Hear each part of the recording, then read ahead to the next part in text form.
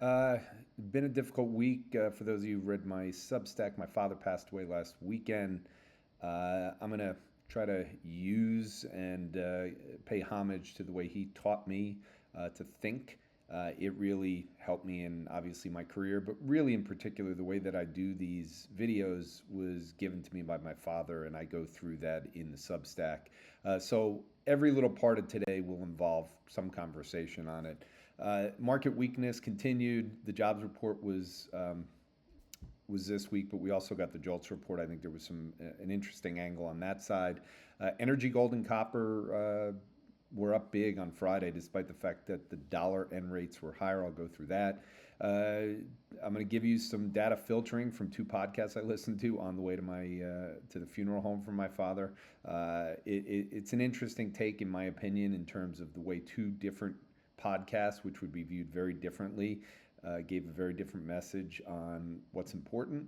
And then I'll finish up with a great report that came out on fiscal dominance, and it'll all lead into Bitcoin. So this is, for those of you who go to my Substack, my father was a systems thinker, invented his equipment, didn't graduate high school. I've talked about him a lot.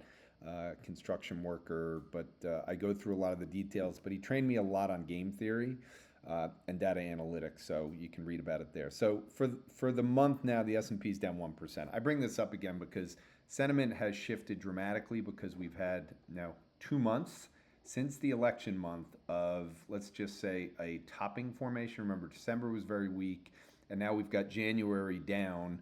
So you're starting to reduce the sentiment and showing in a bunch of the indicators. And yes, the market does look to me like it's making exactly what I've talked about in prior months, which is last year's high Sharpe ratio S&P of over 3 at times last year is over. We're going to have a higher volatility. We're going to have more drawdowns, and I think the market's going to go up less. So you're going to have a different environment. So just keep that in mind as we go through this. None of this is unexpected, and I think if you're trying to make money this year, you have to focus on the bigger picture, and I'll go through all of that throughout this. So the Russell 2000 has broken down, and it went back to the 200-day moving average. So all of the Donald Trump post deregulation, small, blah, blah, blah, has gone back down. I still think small caps are going to do better than what most people expect this year, but this gets into the commodity angle and the deregulation. But I think because sentiment was so strong and IWM had outperformed the S&P for already months, we needed to kind of reset things a bit, and we've done that. In terms of the S&P, I just want to highlight this on a long-term basis. The last couple of years are very unique. Really, since the middle of 2023, we have not even tested the 200-day moving average. That is going to happen at least once this year, I would bet. You look at here leading into 22. Whenever you have this kind of a period, this is where it starts to feel like it's too easy to make money when you don't have a big enough correction. And even though we had a real good size correction in the beginning of July on the yen carry trade, I think we're going to hit the 200-day at least once this year. It may happen by consolidation. As I've said, it may happen in a more sharp fall. I don't think that's going to happen just yet, but just keep that in mind because I want to bring that up. You should look at it over the long term. Not going 2 years without hitting the 200-day moving average, it just doesn't happen that often. In terms of the MAG 7, which obviously is the most important thing, again, they've been kind of consolidating really since that July top. They haven't done much, and they held the 50-day for now, so don't be surprised if we start to see a little bit of strength. You did have a negative kind of sell the news in NVIDIA where Jensen Huang, which I'll reference later, spoke at the CES. And this felt a little bit like what happened with the iPhone, and anytime Apple would have an event that there'd be a lead in and it would break down. I think this has been consolidating. I think it's continuing to consolidate. I think what he talked about is just explosive for the entire AI side, which I'll go through again. But for now, at least, this kind of suggests on a weekly bearish engulfing candle that there may be more weakness. I wouldn't ignore it. Kind of looks to some degree like this at new all-time highs. The difference is we've been consolidating for a while. So I would look for maybe early weakness in NVIDIA, take out the lows of last week. And then once we start to rally, I think that'll be when the market starts to find its footing. The breadth, the S&P breadth continues to just hug down here. It hasn't really taken out the lows from December, so we do have a little bit of a divergence because prices did. What I just wanted to highlight is for the first time since back in 23, the 50-day moving average is pointed downwards. So I would take this seriously. I think even if we were to go back up, I think at this point, breadth is sending a very different signal than it did last year. And the reason I say different than last year, the NYSE had many, many falls last year, but the S&P 500 breadth kind of hung in there much better. So the NYSE, which you can see how much, which includes small caps and everything, the large cap stuff is weaker this year, and that's why I'll continue to say it is a regime shift. This is another reason why it's a regime shift.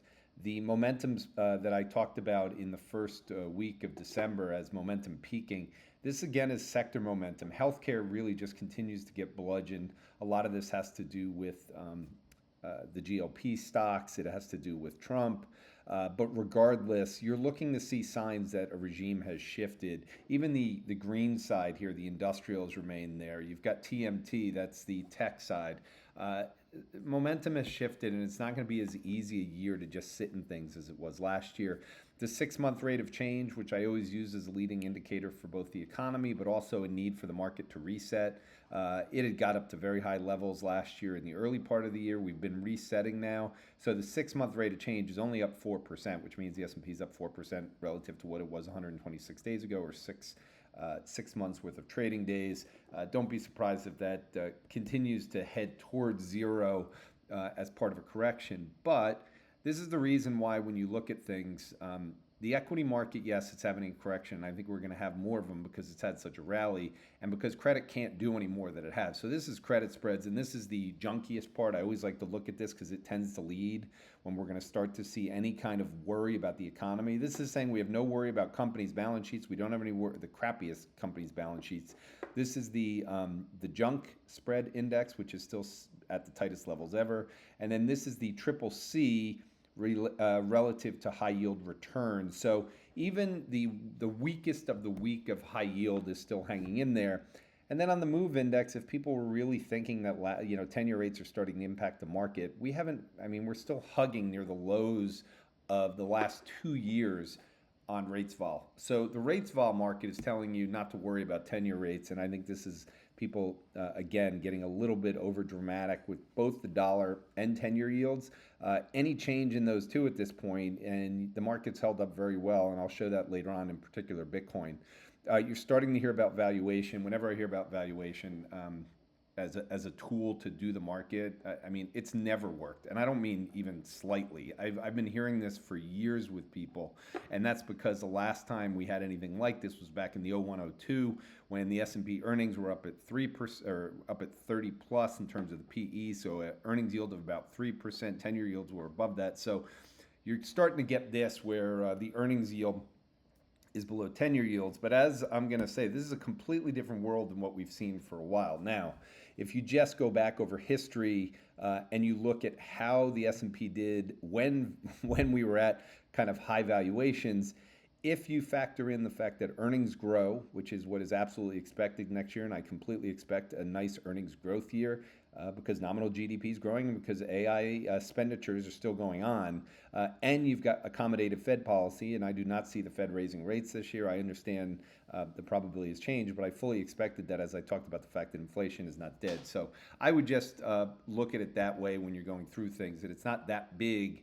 The valuations don't matter. And the other reason valuations don't matter, and this may sound counterintuitive, but we have a completely different inflation world than we've had the last 30 years. So here, this is the core CPI chart, which I fully expect to stay in this 3 to 4%, or at a minimum, maybe it can go down to 2.5 to 3, but I don't think so. I think we're going to stay up here because I think oil and electricity prices, as I mentioned, are going to go higher.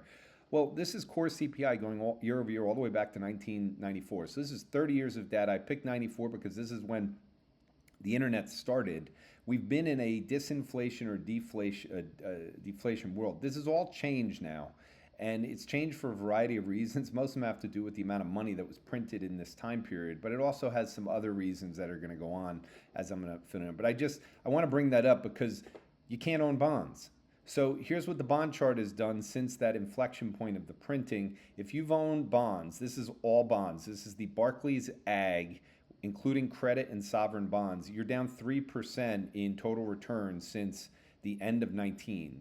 So you've gone through 4 years. Why would you own bonds if you think inflation is going to be higher? If you think inflation is going to be high, meaning above 3%, but not go up to 7 or 8, you want to own stocks. You don't want to own bonds at this point where you're barely getting yields above where inflation is. So unless the Fed's going to turn around, and at that point stocks will go down if the Fed were to aggressively tighten. But I don't think that's going to happen. Or if 10-year yields go up dramatically. But as I'm going to show, that would go against the government. The government can't afford to have stocks fall. It can't afford to have a recession. That's why every one of these talks about doom and gloom about a recession forgets that the Fed has a printing press that really started in 2009, and they want to continue to scare the hell out of you. That's not the way you should approach making money in the markets. It hasn't worked, and it'll never work in a place where they would rather print, and if they're not getting heavy inflation, you can go. Here's where the VVIX is. This is the cost of insurance on insurance, or the cost of insurance on vol. So I chose this because we're in a structurally higher vol area, and I think this is what you want to watch for this year. I don't think we're coming down here this year. This is what happened to the VVIX, and this is looking at the 50-day average of it. The fact that we didn't really come down dramatically during a period of December, and we just printed a 115 number. Whenever we get up near 120, that's been a point where you want to look for stocks. The question is this going to now head up to 140 this year, and are we going to act like the 2120? I don't think so. I think the new range for the VVIX as a signal to be looking to buy stocks on any pullback is around 120. For those of you who are trading Bitcoin, I would do the same thing because Bitcoin is just a levered way of liquidity and innovation, which is more representative of stocks. In terms of the jobs number, regardless of what you heard, of whether you heard it was super strong or whatever, again, the aggregate weekly payrolls or the aggregate monthly number, when you incorporate both hourly earnings, the hours worked, plus the number of jobs created, it's still in line with what's been going on over the course of the last 5 months. So the job situation is fine. Meaning we've declined back to a more normalized level, and that's all you can say right now, and that's where we are. We're in here. This is the 3-month rate of change on that, and it's right in the level that it was during good times. So not a recession in any way, shape, or form. But I will say what I've talked about. My two surprises for this year are that people are underestimating the impact that AI agents and robotics are going to have on the job market this year, not in a cataclysmic way, but where it's going to start to take the monthly job numbers lower due to a lack of hiring. So this is the breadth inside the hiring. So this here is the 3-month average of the diffusion index. Again, this is taking all the industries that make up the payroll numbers and what percentage of them are up and what percentage of them are up. So the 3-month average is 55%. And what you can see is, except for this little period in here, this is fairly weak based on history and went down. So we're at 55.4, but I think more importantly, the 1-year number is at 59.4. The 3-month is at 55. So let's assume we stayed there. Well, we've always been in a recession when we've been at these levels. Again, I don't think there's a recession, but I do think the labor market and the impact coming from AI will continue to hurt certain industries, and I don't see a situation where we're going to get any kind of big hiring. And the reason is I think the hiring side is what's weakening. We are not seeing any firings of any magnitude based on the claims data. So you have to use some intelligence, as my father would say. If you're going to use old data like jobs numbers and not look at the claims numbers, you're not being realistic. If you want to look at the JOLTS numbers, you get some more data, and this is the hiring rate going back. So the hiring rate is back to the same level as in 13. So this has continued to weaken all the way through this, which means hiring is becoming less strong.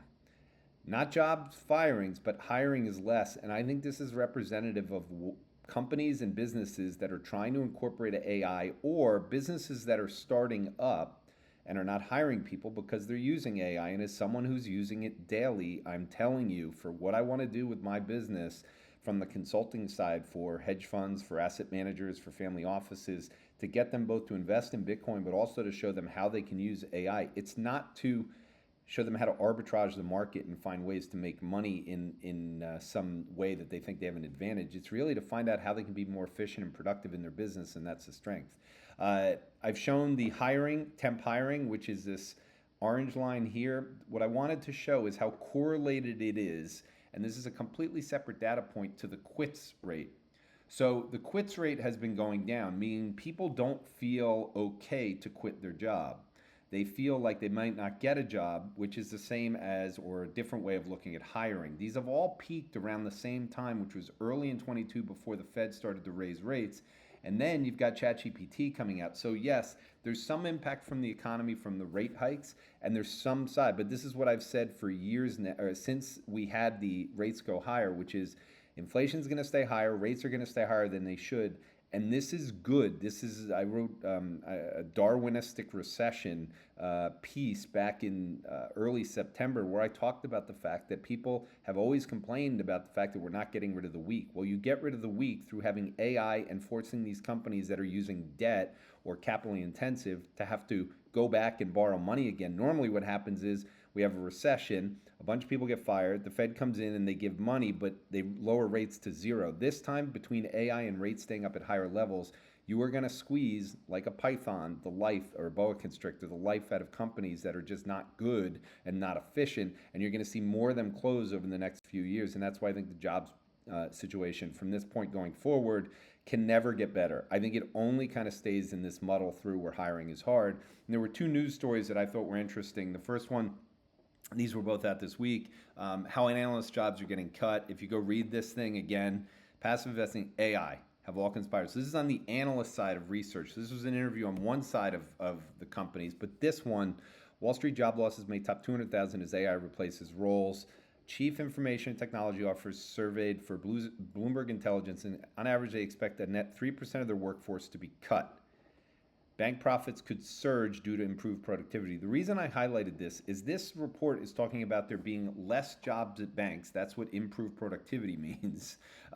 Replacing people with robotics over the next 3 to 5 years. I'm telling you, in all the times that I've worked on Wall Street, you would never find a time where anyone with inside a bank would think that there'd be less people working in the bank 3 years from now. We are at a completely different time, and I think Wall Street is, in particular, having seen what AI agents can do for analyst type roles, it's mind-boggling, and I think this is going to be a place where you're going to see a lot of them.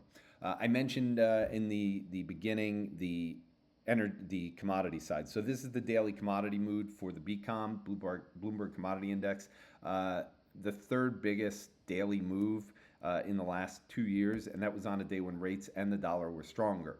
Gold went higher. Why would gold go higher if we're building in more chance of the Fed raising rates? Luke Rahman, I think, covered it perfectly, and this is why people, when they're looking at what's going on, I think they have to think about this. There is no way that we're allowed to have a recession.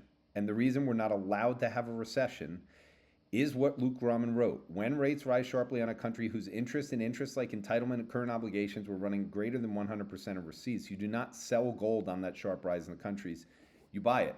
And the reason he's saying that is you only have two choices. You either let inflation run wild by printing money, or if you're going to go through the process of just failing, you're going to have broken auctions, your currency is going to start to decline, and gold's going to go higher. Either way, at this point, his argument, which I completely agree with, and I think the markets are looking at it wrong, if things were to get too weak or too strong, I don't see how the Fed can go raise rates because they're making the interest expense worse. And unless it's really bad and inflation goes higher, they're going to be focused a lot more on the labor market. And the bar for raising rates, in my opinion, on inflation is going to be much higher. And if they were to do that with Trump as president and turn around and raise rates, I think you all know what will happen. And I think that'll turn into a weaker dollar thing. So oil, this is the sixth contract of oil. A lot of news stories going around, but I've talked about my expectation that because of the AI power needs we are going to see, and because of the fact that natural gas, the 12th contract, has already gone higher, that you're going to start to see energy move higher. And last week was another week. It's the third week in a row of strength for the energy market. We got a MACD weekly buy signal here, which I think is going to lead to strength, not dramatic strength, but strength. This is the overlay again with the 12th contract of natty gas going back again the last decade, and the fact that we're up at the highest levels except for when we had major shortages around the globe. So I think the energy markets are going in. You've got more people starting to talk about things, and they're not mentioning AI. And the reason is, I don't think people really know what's going to happen with the AI power side. The only thing we know is it's going to be massive in electricity demand. We don't know how it's going to play out, but they're raising LNG forecasts for different reasons. Jason Shapiro, I've known about 30 years at this point, who I consider to be by far the best at contrarian type views and looking for crowded positions. When he's emphatic, it's usually a good time to really pay attention. He does a great report, the Crowded Market Report. We worked together for a period of time. So he came out as a contrarian on this, saying energy is his favorite theme right now. So that gives me more confidence. Eric Nuttall, who does a lot of things on energy. The only reason I brought this up is just because he highlights a lot of different reasons to own energy stocks. I have said, and I will continue to say, that crude oil or energy is what bonds used to be when core CPI was below 3%. With core CPI above 3% and a fiscal dominance story, you want to have energy. You want to make sure that you know that the weakness for the government when they are able to just print money and just continue to spend money is inflation. That is the other side. And so to have in your portfolio, you want to be long stocks, and you want to have energy in there as well, as opposed to bonds, which have done nothing for you. So I'm going to continue to pound the table that we're in a totally different environment that I don't think people have adjusted to. In terms of energy stocks, the best performing sector so far this year is the energy sector. I highlighted on the last video that this, to me, looked like a capitulation, which made energy even more attractive. This is the XLE relative to the SPX. This is the 6-month contract of crude. The reason I care about 6 months, if this is strong and it's not related to some supply shock dynamic or sanctions on Russia, but actually something that people believe 6 month out matters, I take the 20-day average of that, and that's generally what the energy stocks relative to the S&P are going to move with. So if we get up here, which I think we're going to, I think we're going to head into the 80s over the course of the year. I'm not expecting it to be some massive spike. I just think that positioning's not there, and there's a lot of reasons that are structural. And there's the chart of crude. We broke back above the 200-day moving average for the first time since August. Copper futures failed just below it, but part of the energy and demand and electricity demand is going to be a need for more copper. I think that's going to be a story as the year goes on. So the copper trade to me is based on the AI build out. Even ag broke above the 200-day moving average for the first time since 23. So all of that suggests that we are going to have commodities be an investable asset again this year, and that's why the regime shift is, I'm not sure the Mag 7 are going to outperform dramatically and be able to have their multiples up at that level. Doesn't mean the market's going to come down. It just means that you're probably going to see a rotation, and that's what a regime shift is. Just wanted to show this. This was in a JP Morgan asset management theme, but it just highlights the fact that electricity prices have already been going higher, and that's with what I think is coming on. I think it's going to be a story this year for sure. Okay, this is where I get into my father, and just as I was driving to his funeral home, I listened to Stephanie Pomboy, who's well respected, very smart on the macro side. I listened to a podcast with her, and as I was thinking about my father, I'm listening to the entire podcast. She's been negative. She was negative last year. And I looked to see what I could take out and to see whether there was anything useful. I would have turned it off halfway through just because it was the traditional, I'm bearish because credit card delinquencies are rising, and she went through a whole bunch of things. And then she said, yes, I was wrong on the S&P, but I was right on gold. And this is one of the crutches that every macro person has, is to say they were wrong on the S&P, but right on gold. I don't know anyone that has 100% of their money in gold, which means if you had money in S&P, short S&P and gold, whatever, you can't be bearish on S&P and talk about your gold. But she said at the end that she thinks there is a recession. It's just that the government is faking the inflation numbers, which again breaks your credibility if this is, again, defending it. But the most important thing that she didn't talk about is she's bearish this year. She didn't mention the word AI once. And this is why when you listen to podcasts, if people don't mention artificial intelligence and the fact that robotics will be walking the street every single year, it's already started. Uber is delivering in various places across the country, and they're going to roll out another 2,000 robots to be doing home deliveries. How can you have a view on macro and how can you be credible? And so I went into Twitter and I looked up what she's written about, and I started with bubbles, plenty of bubbles, recessions, lit up like a Christmas tree, but when I type in AI, not one result. So I listened to that with someone who is articulate, very smart, knows her stuff inside and out. There were at least a couple things I took from there that I did go look up. But the problem is when you call the S&P a bubble, you have no credibility with me anyway, because what are you trying to call? Does that mean we've been in a bubble? This is a logarithmic scale of the S&P over the last 90 years. What are you talking about when you say a bubble? Are you calling it for to go all the way back down here? This is the Great Depression. Is that what you're calling for, to give up 90% of the returns? Well, if you're saying that's going to happen, then just admit the fact that it really seldom happens. But in particular, it's much harder now when the government has no restrictions on how much spending and there's fiscal dominance going on. So this concept for you guys of listening to people who even say bubbles is a problem. So then I listened to this podcast. Now, I've listened to this a couple times, and to be honest with you, I've never found it very interesting. I've really listened to it mainly for the guests they've had on, like Adam Parker, who's a friend, and I wanted to hear. And occasionally they have people on, a technical analyst, and I just want to hear. Now, these guys are both very good, in my opinion, people who are balanced. They'll be bullish, they'll be bearish, at least on this podcast. I don't follow them any other way. But here's the important part. They did a podcast. The reason I listened to it was because of Jensen's robots and AI is the economy. So I wanted to go see this and I wanted to go read it. So in whatever the podcast was, an hour, it had so much information that for the next 5 minutes, I'm going to take you through everything that they showed.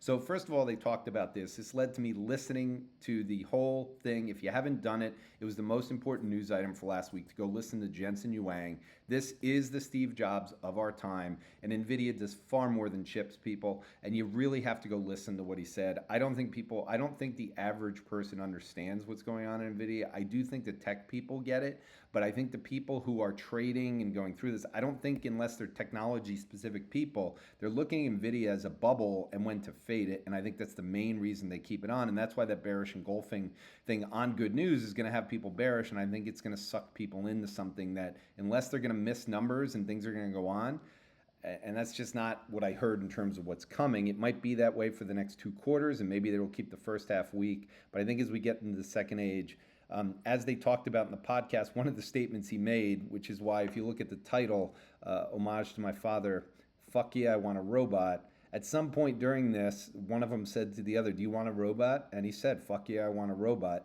And it just made me believe that that is more important than an Ivy League person telling me about what the credit card delinquencies are. I care about robotics right now. So when you're listening to podcasts, I tell you all the time, listening to Felix Zuloff talk about things that happened the last 20 times when he says, I think there's going to be a horrible bear market, and then you want to step it and buy.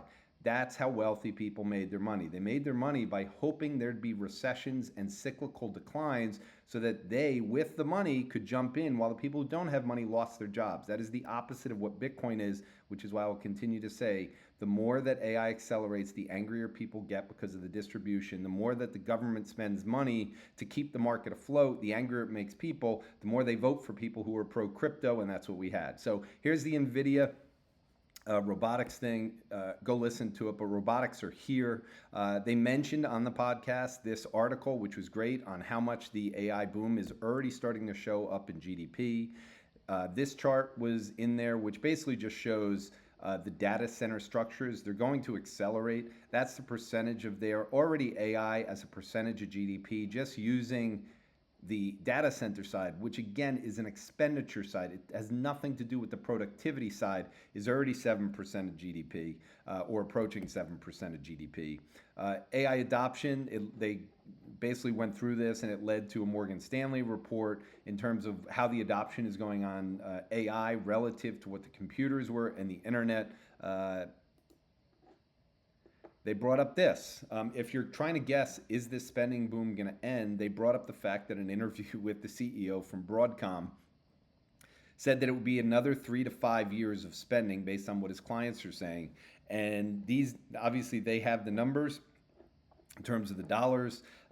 They seem to be on some, and he mentioned, they seem to be on some, crazy spending boom to compete with each other, but that makes it more likely that it's going to continue.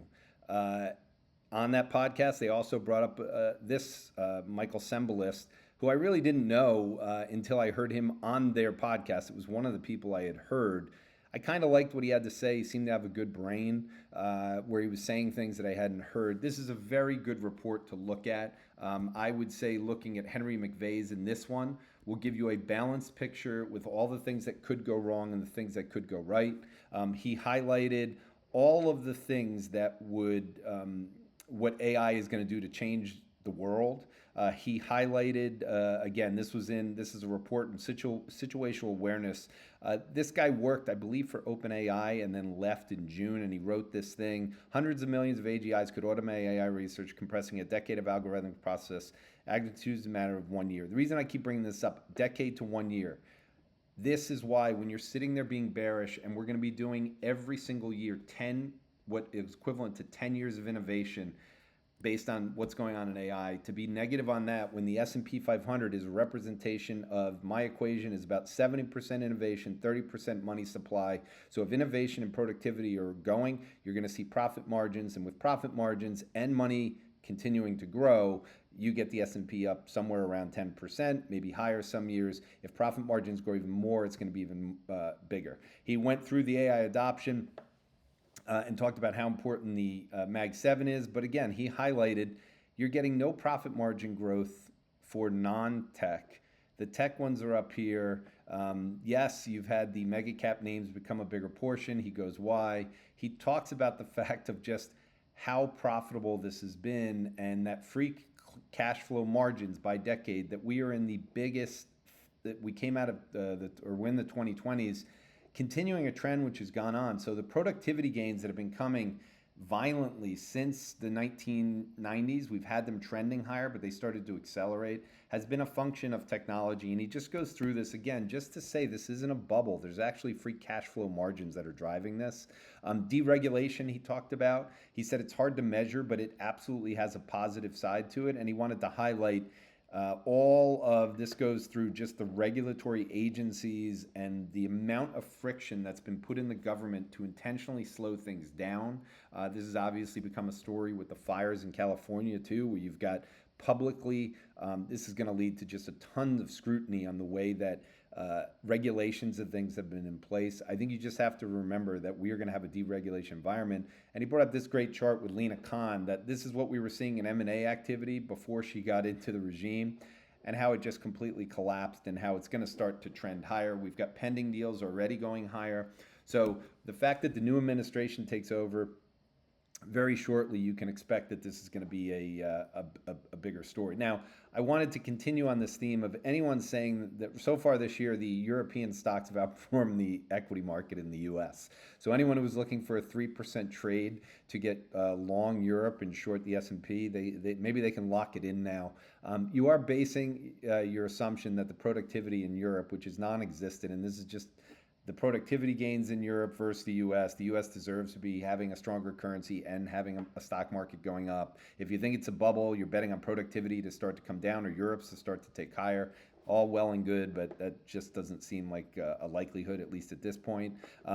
And then also energy prices. And this is an important thing. We had fracking that came in. And so beginning when the whole thing started, you've had a productivity boom in the US, which really started after 2009 because of the iPhone and us dominating with software. And then you also had fracking, which allowed us to become self-sufficient. And then you had Europe get screwed again because Russia and Ukraine were at war, and that led to higher gas prices. So I don't know what betting on those things to end. If we do get a change where all of a sudden the war is over, maybe we can get a bounce there. So I don't know what else to say here other than people trying to play that trade. It just doesn't seem like something on the short end. He emphasized the fact that just to give you an idea, these are the companies that have been created in 2020s in the U.S., their size and how dominant they are. And then here are the companies in Europe. It's just not the same environment as people try to compare it to what it was before 2007. In terms of valuations, I thought this was interesting because I've always said, how do people care about CAPES? And it stands for cyclically adjusted. And since I say there's no more cycles, there's no more business cycles, this thing became almost useless after 2000. 10 for me. And so here we are. You have this bubble, then you collapse, of course, and then you go right back up. And what he mentioned, or what Josh Brown mentioned, is he wrote a paper on this. And if you go read it, he was talking about this now. It's obviously gone back up here. So to give people credibility that at least they're adapting and they're saying it's not the same economy as it was before, while Stephanie Pomboy on hers is, if you listen to it, I think she's going to be on it every week, you're going to be hearing people talking about a world where academically they were trained on economics that just don't matter anymore because of artificial intelligence. So how do you catch up? And if you don't want to sound stupid talking about robotics and AI, I get it. You got to put the work in and you got to spend time. That's why Bitcoin is another place that people just don't spend the time. They'd rather just call it a bubble. It's a defense mechanism of not wanting to learn. It's a defense mechanism, honestly, of not being that curious. Okay, just in terms of, let's go into now the spending side and the fiscal dominance. So Michael Sembelis had this in there. I just want to make sure we emphasize the spending, the entitlement spending, and then non-defense discretionary spending. So I bring this up because this is the spending that's going on, which you can't really change. And then this is the non-defense discretionary spending. So entitlement spending is going to grow like this. That's what JAT chart is. And then you've got non-defense. So in talking about how we're going to fix this problem, everyone should read this. This is one of the best reports I've read in a long time. For anyone who's heard Fiscal Dominance but hasn't put in the time, Lynn Alden does great work. This one is a must read. I've already sent it to a bunch of people who I think want to understand more what's going on and why you shouldn't be worried about the things that people are talking about on the macroeconomic side. Yes, it's a rigged game, but there's really no way to go through it. So fiscal dominance, I'm not going to take you through the whole thing, but if you go through it, it leads to eventually higher interest expense and refinance costs, larger deficits. You can't get out of the larger deficits because you can't find enough of the cuts because you've got the entitlements there, and you can't generate more revenue. And where does all the revenue come from, as I'm going to show you and as I think you know? So whenever there's a recession or anything, you got to print more money, which means we never solve this problem and we're in this continued loop. And that's where we are. And I don't know how people are going to see how we get out of it. I know how we're going to get out of it with AI, but that's going to, and abundance, but that's going to be down the road. So here's the visual that I've shown many times, but this is just another way to see it. And what she writes is, historically, deficit spending was a counter-cyclical tool used to stimulate the economy during downturns and scale back during periods of growth. Makes sense. In stronger economic conditions, government were supposed to run surpluses, reduce debt, and balance the budget, but this is no longer the case. So we've got a strong economy, which is low unemployment, and we have high deficits. So this is a completely new situation.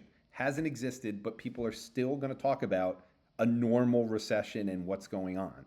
This is the debt to GDP, and just to highlight that basically debt to GDP at the country level was around 60% for almost 20 years. And then the great financial crisis came, and then we had to print our way out because that bubble, which was built really over this time, where we saw massive debt on household balance sheets and corporate balance sheets, they had to step in. Then they had to step in again during the pandemic. So the reality is the recession that we had in the pandemic is just because we had to have a problem of that kind of magnitude. On the other side, the reason we had a 20+% fall in stocks is because they had to fight inflation. That's why inflation is the offset of what was happening during this period. You want to have energy in your portfolio. It's a completely different environment because of the fiscal dominance. The other side is, look at where the debt maturity is.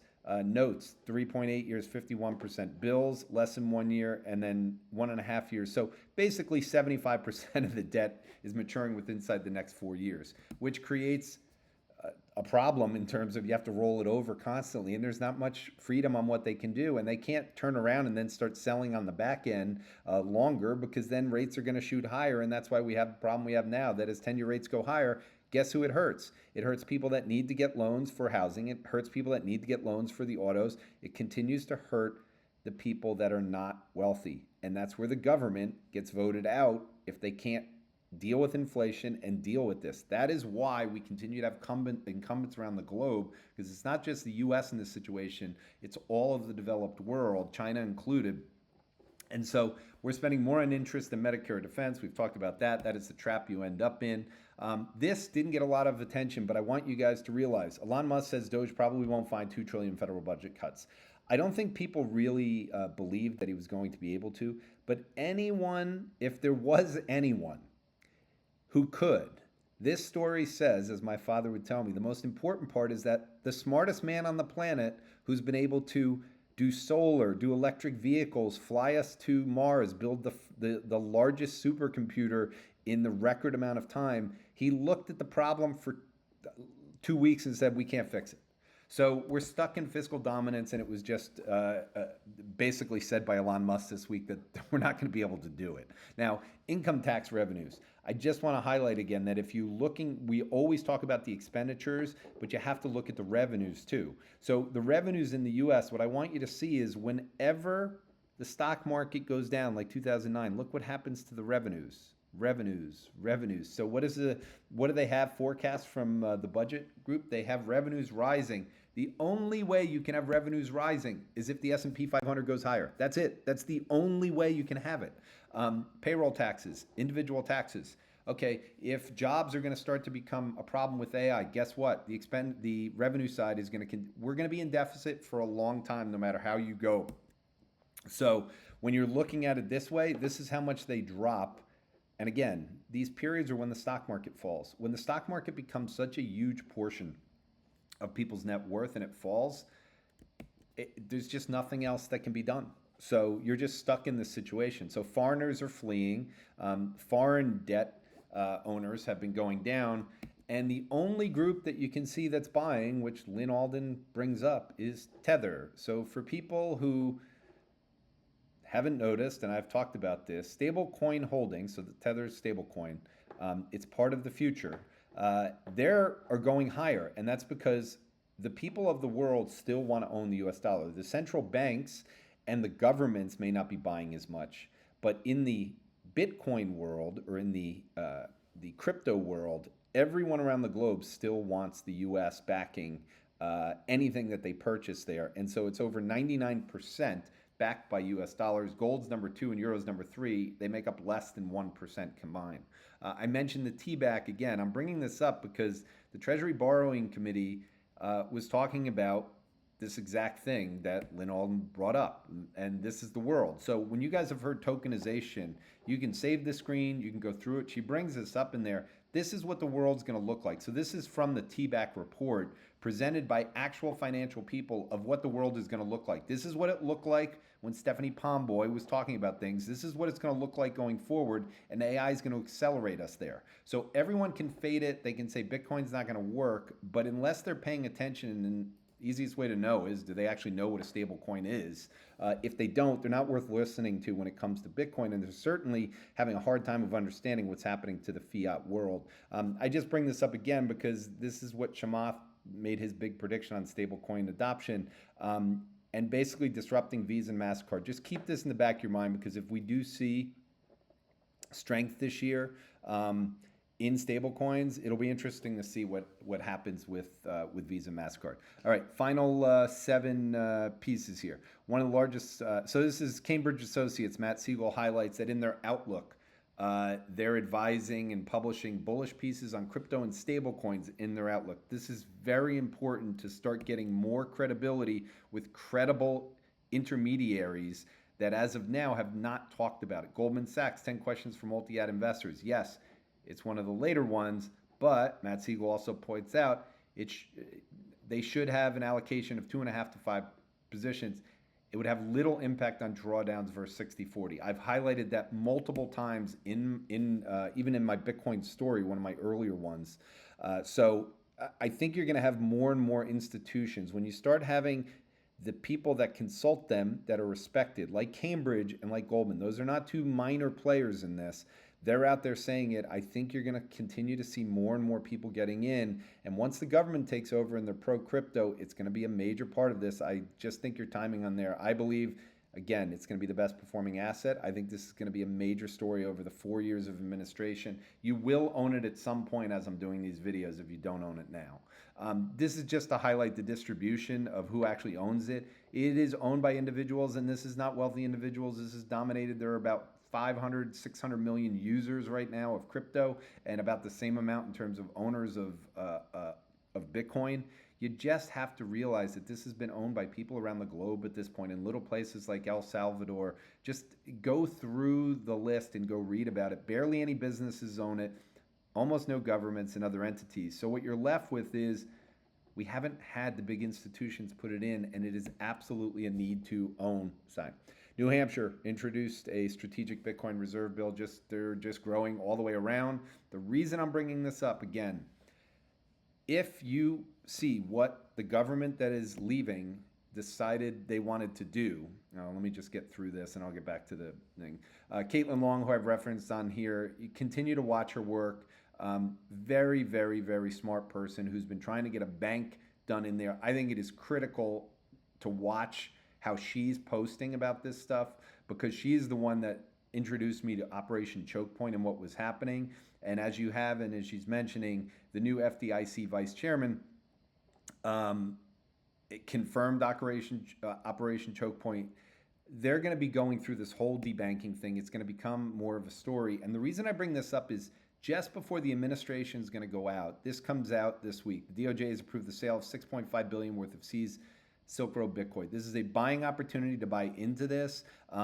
This is an administration which is doing everything they can because they believe crypto is bad for the country and bad for the world. The problem is, as I mentioned with New Hampshire, you're going to have the midterms coming up. Crypto had a huge influence on this election. The more that the parties and the people involved are going to go against crypto, you're still going to have all those super PACs and groups that I've referenced in the past that are going to go after them. So this is a government issue. You have the support of the government in multiple ways, including the inability to get out of fiscal dominance. So we're going to continue to spend regardless of what happens. So you got a little bit of a sell-off this week, but the reality is it is shocking to me how well Bitcoin has done. And to be honest, the stock market as well. And the reason is I created an index for liquidity. I know people like to show this global liquidity thing, but that thing is a bunch of bullshit. And the reason it's bullshit is because it's the dollar. We are not in the world of the debt around the world being a major issue for a dollar move unless it's significant. Does it hurt countries like Brazil that have seen significant movements? Yes.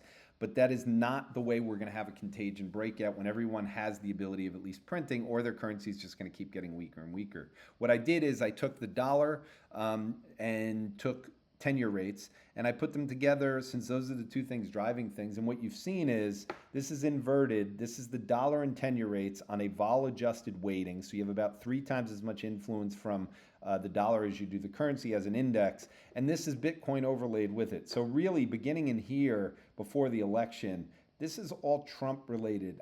Any kind of change where this starts to go higher, and this is going to be a liquidity boost for Bitcoin. So watch the dollar, watch 10-year rates. I'm looking for any sign of a change the other direction. We didn't see that on Friday. They both extended, even though the moves were kind of weakish. Until that happens, I think Bitcoin is going to be kind of pulled this way now because it has a bad technical look to it. It has kind of a head and shoulders top. Wouldn't be surprised to see it break below 90 next week. But once you start to see the dollar kind of change moves, the reality sets in that Bitcoin is directly linked to the stock market of the US. It's directly linked to 2 things. AI, this is it overlaid with the Mag 7. So when you buy Bitcoin, yes, you're basically buying the Mag 7 to some degree. I think this year Bitcoin's going to outperform the Mag 7 dramatically. I've shown that chart. When that happens, I think we're probably going to have the next peak in Bitcoin for some kind of a technical move lower of 30, 40%. We haven't had that yet, so I don't think we're there yet. But it also represents the fact that the government's spending money. So it's innovation plus the inability for the government in fiscal dominance to let the stock market fall for very long, because if it falls for very long, they're not getting any tax revenues and the deficit situation is going to get worse. That's it for me. Shout out to my father. And anyone who has any questions on this week, don't hesitate to reach out. Thanks. Bye.